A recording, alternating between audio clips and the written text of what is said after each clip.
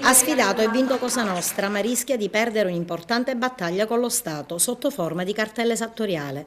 È quella che la Serit Sicilia ha inviato a Ignazio Cutrò, imprenditore di Bivona, testimone di giustizia, che con le sue rivelazioni ha fatto arrestare e condannare i suoi estortori.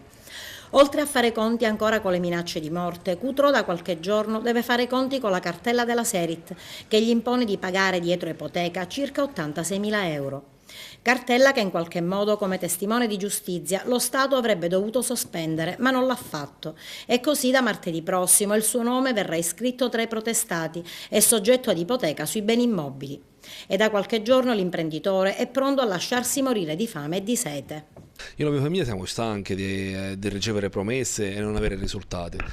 Io ancora risultati non ne ho visto, quindi io fra 4 giorni inizierò, proprio il giorno della scadenza della cartella, inizierò lo sciopero della fame e della sete. Pochi minuti fa mi è stato pure comunicato che si è formato un comitato per sostenere Ignazio Cutrò, formato dall'attivista Gaetano Montalbano, da SOS Democrazia, l'Accia Sciacca.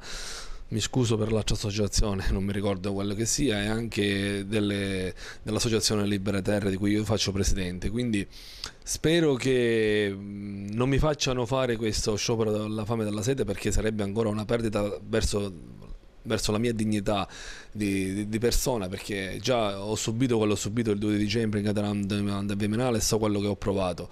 Però per ottenere qualcosa che mi doveva essere di dovere, qualcosa che mi spetta, dovrei arrivare a queste cose. Mi sembra che non sia dignitoso e non mi devo vergognare io. Attorno a lui si è già mobilitata la gente comune e le associazioni.